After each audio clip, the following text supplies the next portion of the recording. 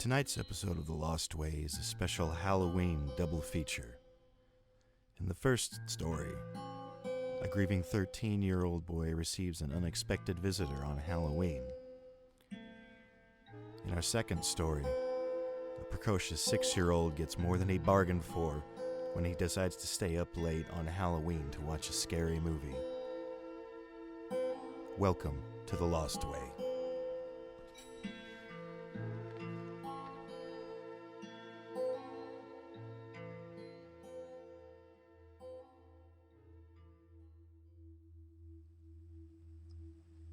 When Jake first saw them, he thought they were trick-or-treaters. The October air was chilly, and Jake held his jacket tighter around him. He rushed past costumed revelers and grinning jack-o'-lanterns to his school's baseball diamond, cold wind rustling dead leaves and bringing the smell of burning to his nose.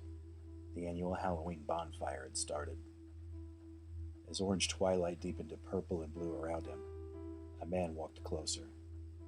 It was clear he wasn't a trick-or-treater. This man was way too old for that. He wore regular clothes, and the other adults and costumed children walked around him without noticing he was even there. The man didn't look or move right. When Jake looked at him, he seemed dull and gray and slow compared to the other people walking up and down the sidewalk. The closer the man got to him, he looked normal, regular color instead of gray. The man walked past, and whoever this guy was, he didn't look at him or move out of his way. It was almost like he walked through him instead of passing on the side. Jake shivered. He quickened his pace, tennis shoes crunching dead leaves as he hurried to the school. He was sure they wouldn't bother him at the bonfire, or if they were there, he wouldn't notice them. He broke almost into a run. Friends and food would help him forget about the great people, help him forget about the past year. He thought about his teacher's history lesson from the past week. Ancient people thought the spirits of loved ones could visit on Halloween. It sounded dumb to him. Who was he seeing walking around like ghosts tonight? Why was he seeing them now? Last Halloween, Mom and Dad said Jake would be old enough to take Millie trick-or-treating all by himself next year. She jumped in her raid. He rolled his eyes and hoped he could find a way out of it. She was gone in February. Leukemia. He got his wish and wished he hadn't. Another of the gray people walked by him as it got darker. A woman about his mom's age. She didn't notice him. She just walked by. Where was she going? He rubbed his eyes and shook his head, trying to convince himself it was his imagination. By the time Jake arrived at the baseball diamond, the sky was black. The stars and moon shone bright. The orange flames from the fire were taller than everyone there. He felt the heat wash over him as he made his way to the concession table. The town started the fire several years ago to keep the kids too old to trick-or-treat from soaking car windows and egging houses. The fire department oversaw the party, and they offered food and a costume contest. Jake bought 2 hot dogs and a soda. He smothered them in ketchup and mustard and went looking for his friends. He finished one hot dog and was about to start the other when he saw another one of the gray people. Then another. Then 3 more. His friends spotted him from the crowd of people gathered around the fire. Travis and Dan waved him over. "Jake, over here!" Eyes wide, Jake stumbled towards them. "Dude, are you okay?" Travis asked. "You look like you've seen a—" "Shut up!" Shocked looks on their faces. They took a step back. "What's wrong with you tonight, buddy?" "Don't you see them?" They turned to look at each other, then turned back to him and shrugged. "What are you talking about?" Dan said. "See who?" At that moment, Jake saw 2 more behind them, then another, and then 3 more, all walking through the crowd, slowly, patiently, taking no notice of him or the other people. Then more walked by. They were all around. Nobody noticed. Nobody but him. "Screw this!" Jake bolted from the crowd, dropping his hot dog and soda into a trash can. "Hey, where are you going? You just got here," Travis said. "Come on, Jake, don't freak out. Come back! Come back!" Dan called from behind him. Halloween. Once his favorite holiday. Now he hated it.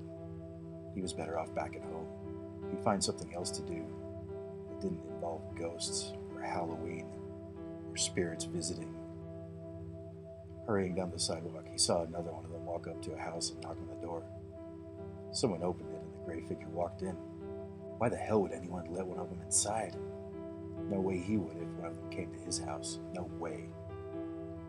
Ah! He screamed, nearly running into one. He ran for his house, dodging them all the way. Why were there so many of them out? He burst through the front door and slammed it shut, heaving and sweating. The lights were off except for the dining room. Mom and Dad were nowhere to be found. He thought a glass of water might calm his nerves. He threw off his jacket and walked to the kitchen, noticing a meal on the dining room table. Grilled cheese and tomato soup. Who was that for? It was probably cold by now. He filled a glass with water and gulped it down.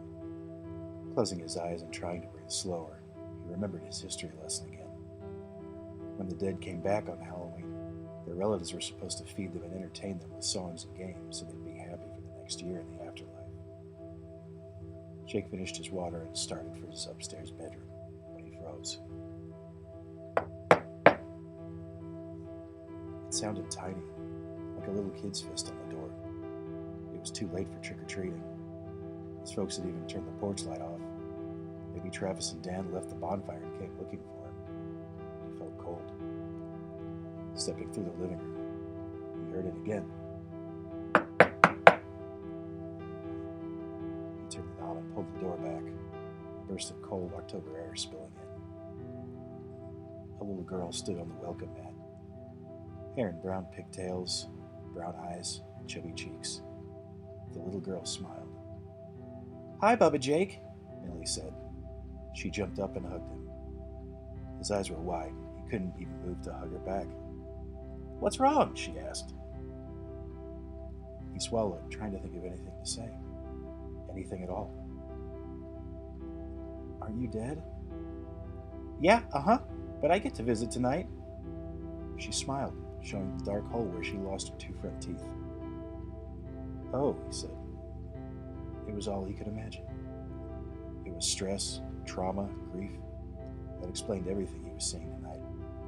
His imagination worked up from losing his kid sister 8 months ago. Plus his teacher, filling his head, all that stuff about spirits coming back on Halloween to visit.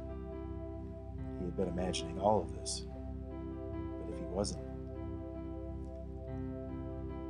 "Are you hungry?" "Uh-huh." "I think Mom made you a grilled cheese and tomato soup. It's on the table." "Hooray, my favorite!" "Come on," he said. She sat at the table, munching on her grilled cheese and slurping soup. Jake sat and watched. She sat beside him, real as could be. She wasn't gray like the others, didn't move slow, looked him in the eye. She ate her dinner until it was gone, like any kid that would eat their meal. Nothing made sense, but there she was. "Yum, that was good," she said, pushing her plate back, smiling and satisfied. "What now?" "Do you want to play a game?" "Can we play Mario Kart?" she said. "Sure, kiddo," he smiled. "Yippee!" She jumped and bolted toward the living room. She plopped down in front of the TV. "Come on, Bubba, hurry!" Is she really here? Does she have to leave again? He walked into the living room and turned the TV and game system on. They played so many rounds, Jake lost track of time. Millie laughed and hurrayed and bounced as they played, like she used to do. Jake yawned once or twice, but made himself focus. His thumb started to get sore, and he blinked from dry eyes. After what felt like hours, he noticed he smiled and laughed too. He was having fun with his little sister again. He wondered what taking her trick-or-treating would have been like if she hadn't died in February. He yawned again and rubbed his eyes. "Don't get tired. One more game, okay?" He laughed. "Okay, one more." After they finished, she turned to him with a sad look on her face. "I gotta go now," Jake sighed. "Are you coming back?" Next year," she smiled. "Do you really have to go?" She looked sad again. "Yep. I can see my mom and dad and Bubba tonight, but gotta wait till next year to come back. Jake's throat tightened, his eyes stung. Why? She held her hands up and shrugged. I don't know. I'm only 5. She stood up and held out her hand. Walk me out, okay? Jake took it and stood up too. They walked to the door, brother and sister hand in hand. When they reached it, Jake fell to his knees, unable to stand anymore. Please don't go. You don't have to. I do, Bubba. I'm sorry. Jake felt his nose running. I'll cook you a grilled cheese next year, okay? Great. She jumped and hugged him again. He hugged her back. I miss you, Millie. Tears flowed like rivers down his cheeks. She wrapped her arms around his neck tighter. I miss you too, Bubba Jake. She kissed him on the cheek. Okay, gotta go. She turned the knob. Cold night air flooded in again.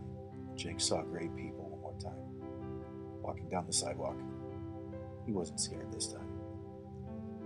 Millie stepped out onto the porch and down the steps. She reached the sidewalk and turned to follow the rest of the gray ones. Jake watched from the door. Bubba? He wiped his eyes with the back of his hand. Yeah?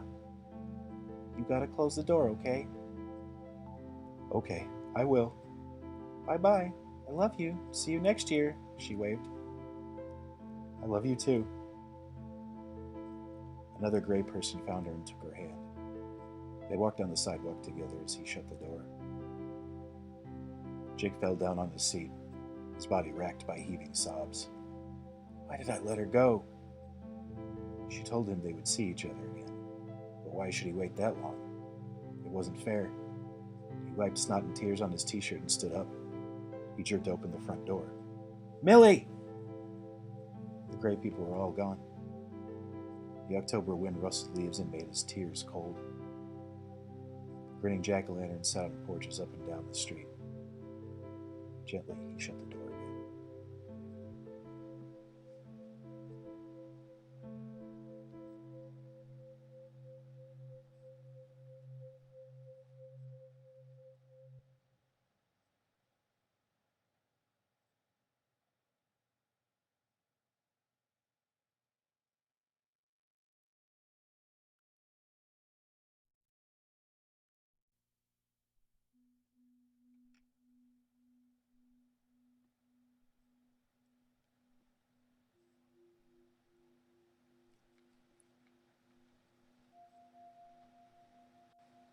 Mikey stood in front of his mom and dad in his Halloween costume, begging to stay up late with them. Trick-or-treating was done, and good thing, too, because it started raining just as they were walking up to the door. As soon as they came in, he dumped his haul on the living room carpet and was digging through to find the best pieces, when his parents mentioned staying up late to watch a scary movie. I'm 6 now. I won't have any nightmares. I promise. Please! You can't sleep in our room, then. Big boys don't sleep in Mom and Dad's room, Dad said. I won't, I promise! Well, Mom said, looking at Dad and then back at him. I suppose. Great, thank you, thank you, thank you! Mikey jumped and hugged his parents, then raced to his room. He tore off his costume, leaving it in a pile on the floor. Grabbing his pillow and blanket, he ran back to the living room and plopped down behind a pile of Halloween candy. Not too much, kiddo. You'll get a tummy ache, Mom said behind him. Okay, I won't, he said, already chewing on a mouthful of bite-sized candy bars. Here, put these on. He looked to see Dad holding something out to him. What are these? 3D glasses. The movie's in 3D. When you wear these and watch the movie, it looks like it's real. Really? Mikey took the glasses and held them up. They looked funny, with one red lens and one blue lens.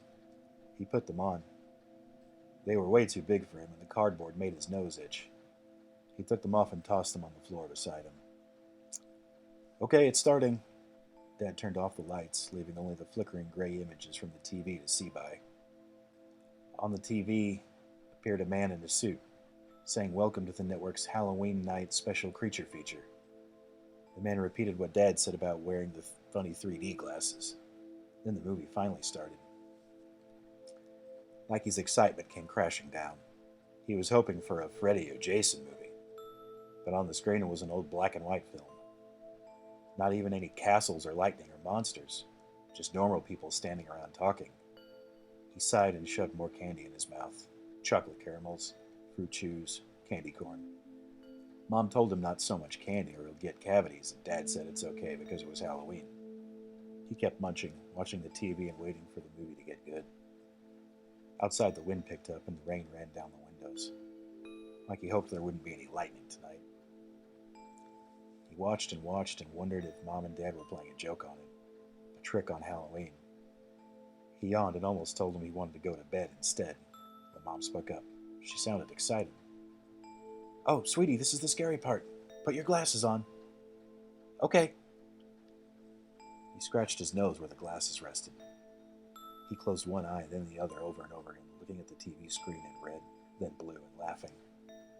Then the music in the movie got loud and serious sounding. He watched the TV as a man put a box on the top of his desk. The man opened the box and pulled out a mask, like the one Mikey wore for Halloween. The man held it up and looked at it like he was scared, and it was a scary-looking mask. The surface was rough and glittery, like the mosaic art projects his class made in school a few days ago.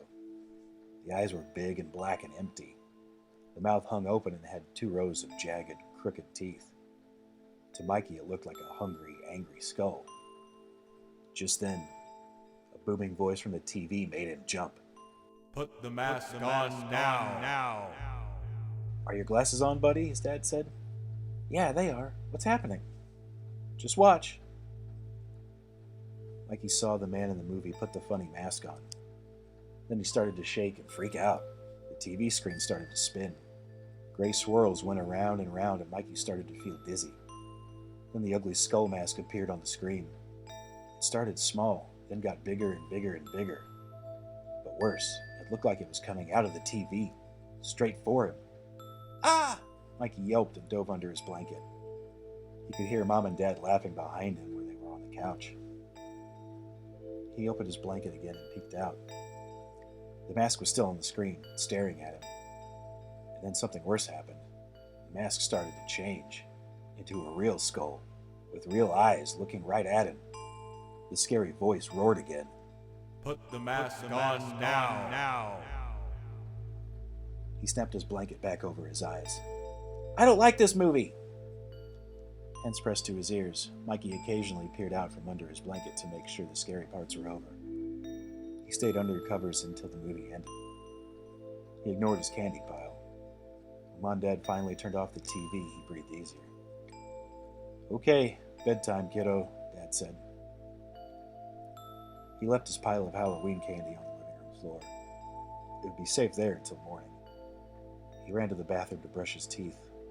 Of course, he didn't want cavities while he was asleep. That's what Mom said all candy does. He finished and jumped into his room. Hopping into bed, he pulled his covers up to his nose. Mom came in to say goodnight and turned his light off. "You okay, babe? That was kind of a scary movie, wasn't it?" "I'm okay." "All right." "Mom?" "Yeah?" He paused. "Never mind." "Do you want me to turn your nightlight on?" "No, that's okay," he nodded under his blanket. "You are a big boy now. I guess you don't need that anymore." "Nope." "Okay, well, remember, big boys don't need to sleep in our room. You can stay in your bed all night." "Okay, I will." "Good night, sweetie." "Good night, Mom." She turned off the light and closed his door and walked down the hallway. She turned the hallway light off, too. Now he lay in total darkness. He heard Mom and Dad talk and laugh, and the sound of 2 grown-ups getting into a grown-up bed. And then he was all alone. Awake in the dark, eyes wide open, no sound in the house. Everything still and quiet. Outside, the wind and rain continued and seemed to get worse. Weak lightning flashes came through the window and made funny shapes on the walls of his room. He heard the bass drum sound of faraway thunder. Mikey lay there, too afraid to move a finger or toe, so still it made his limbs ache. The only part of his body he dared move were his eyes. Quickly, here, there, they darted around his room. His breath shallowed. It felt hot under his blanket. Sweat formed on his lip and chin. He tried to see, tried to hear. Anything. All was darkness. The house was all still. The only sound wind and rain and weak thunder outside. Nothing moved. Agonizing, terrifying, terrible minutes passed in the dark. He tried sleeping, but every time he closed his eyes, all he could see was that ugly old skull mask flying toward him, its mouth open, hungry. The tapping and squeaking sound to his right made him gasp. Too scared to look, he couldn't ignore it either. Very slowly, he turned his neck. The window blinds were down, the rain running down the outside.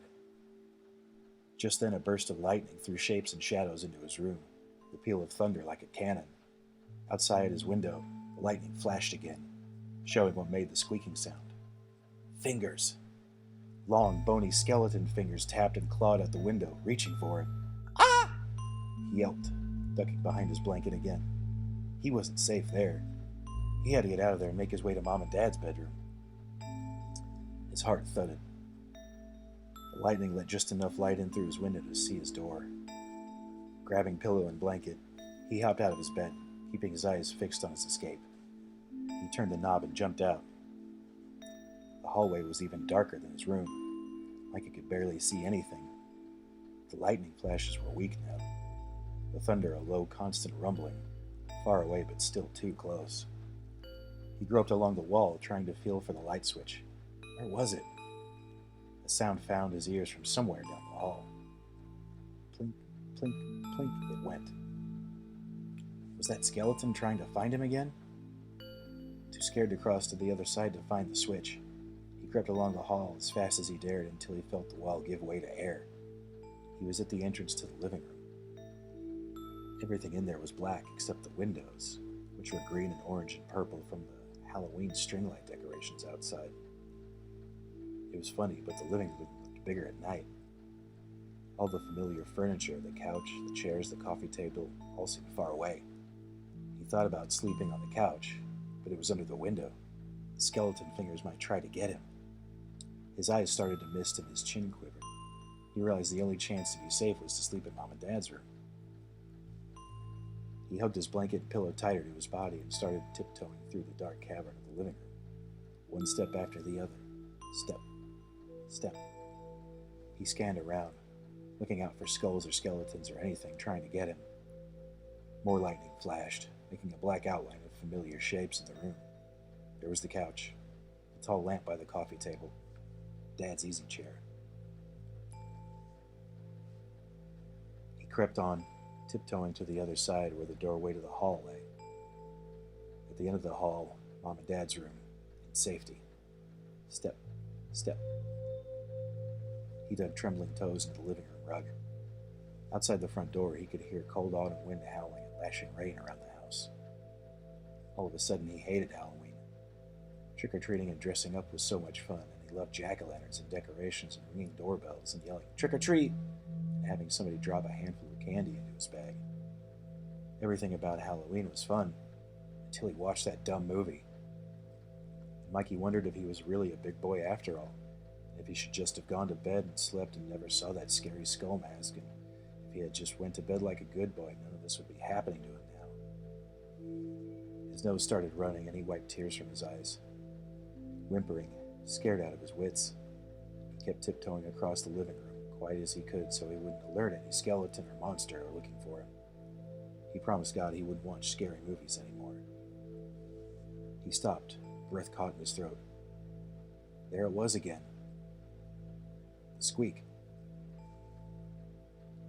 Breath shallow, he looked over his shoulder. Slowly, he removed the blanket from around his head. In front of him was the front door and the living room windows, blinds drawn. The green and orange light from the porch decorations poured in and made funny shapes on the walls and floor. Mikey wondered if what he saw was real. It was scarier than any spook house he could imagine. He crept and tiptoed. All that mattered was getting through the living room. Then he would be to the hallway and closer to Mom and Dad's room. He froze. Something was on the floor in front of him. He couldn't tell what it was. It was ugly and glittered in orange and green light, Just then the lightning flashed again. The thing on the floor wriggled like it was alive, like a pile of bugs. Gasping, he dove behind a chair. He held his blanket tighter and closed his eyes. If he waited, maybe the thing would be gone. He counted to 10 and peeked around the arm of the chair. There it was, crawling and slithering toward him, closer and closer. Go away! He jumped from behind the chair and ran across the living room to the dark, empty hallway. He panted and sweated, hugged the wall, and held his blanket and pillow as tight as he could. I promise, no more scary movies, I promise! The lightning and thunder let up again. Mikey could barely see anything in the hallway now, and he dare not look back into the living room with that crawling thing on the floor. He was sure it was still after him. He better get a move on. He'd be safe in Mom and Dad's room. He groped along the hall, trying to find a light switch. Where was it? A sound found his ears from somewhere down the hall. Plink, plink, plink. The skeleton was still looking for him. Too scared to cross to the other side to find a light switch, he crept along the hall as fast as his trembling legs would let him, until he felt the door jamb of his parents' bedroom. Safe at last. He felt around until his fingers found the cold metal knob. He opened the door enough to poke his face in, the jamb and door cool against his cheeks. Mom? He whispered. No answer, only soft breathing. Mom, he said a little louder. Still no answer. He sighed. He couldn't go back to his own room, not with the skeleton hand trying to come through the window, and he didn't want to sleep in the hallway. Decided it was better to risk Mom and Dad being mad at him for sneaking in without asking. Quietly, gently as he could, Mikey pushed open the door and tiptoed into the room. If he woke up before them, he could just go back to his own room in the morning and they'd never know he was even there. He plopped down beside their bed and covered up. He closed his eyes and tried to think of fun, cheerful things. Baseball games, cartoons, bike rides on sunny days. It did no good.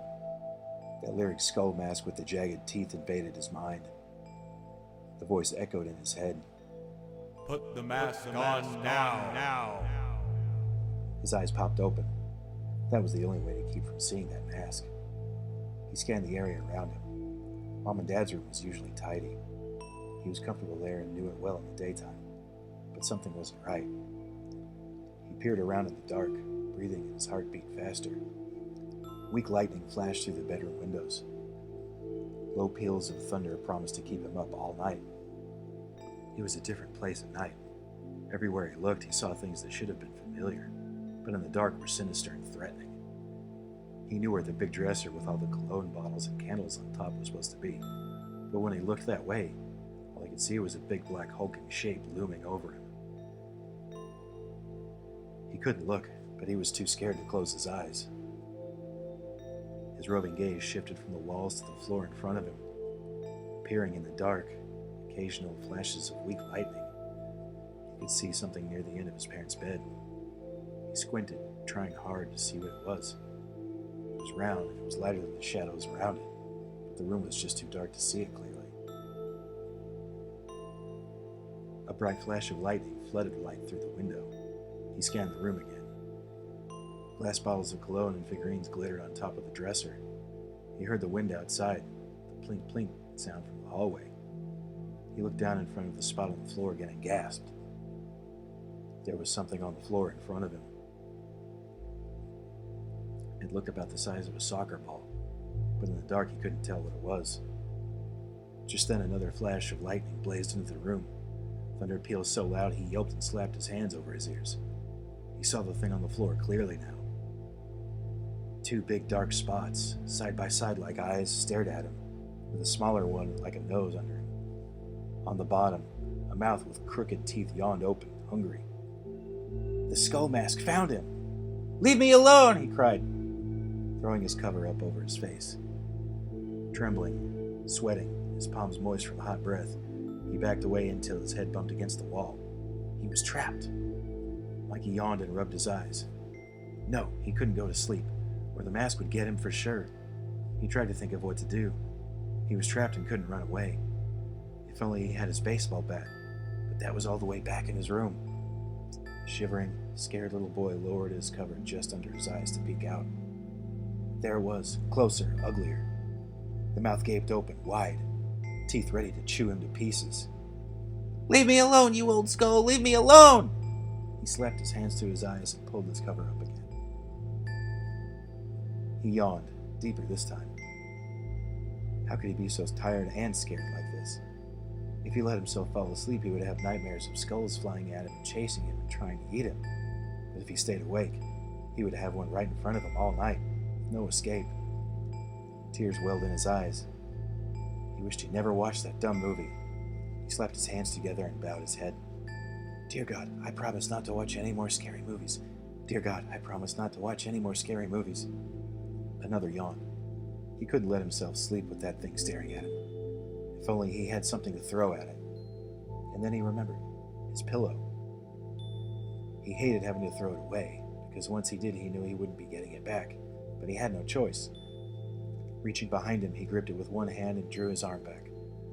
Lowering the blanket with the other, he made sure the skull still sat there. He saw the top of it and stopped. Lightning flashed again. He closed his eyes and sighed. Only one shot. He better make it a good one. He breathed in, gripped his pillow, and dropped the blanket. "Yeah!" He threw it as hard as he could, then whipped the blanket up in front of his eyes, not even checking to see if he hit it. He rubbed his eyes again. His prayer became a mumble as he fell asleep. "Dear God, no more scary movies. Promise. No more scary."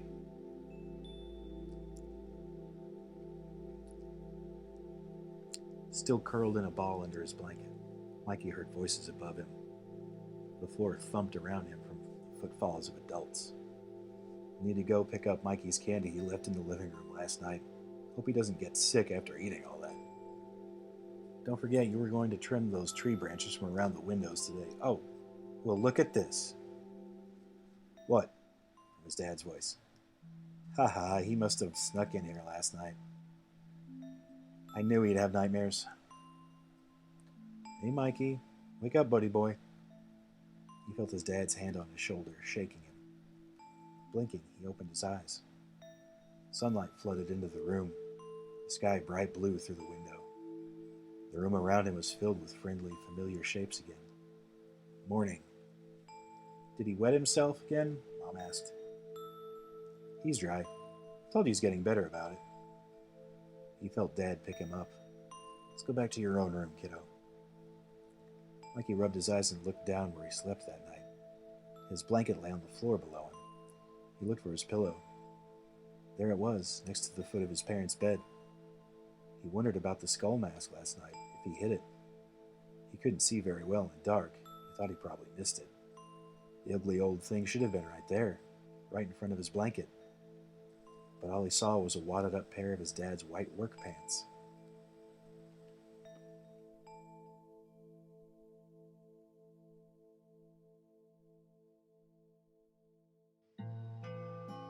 Thank you for listening to tonight's Lost Way podcast Halloween double feature. The first story is entitled And the Dead. The second story is entitled Put on the Mask. All stories by me, Glenn James. All the music was written and performed by my wife, Amanda Fish. You can find more information about her and gig schedule and such at amandafishband.com. The Lost Way is now available on Apple Podcasts, Spotify, and YouTube. Feel free to follow us, subscribe, leave a rating and review or a comment there. We also have a Patreon page set up if you'd like to support us. You can find us at Lost Way Podcast on Patreon. Please check us out on Facebook, Instagram, or email any questions or feedback to the lostwaypodcast@gmail.com. And until next time, get lost.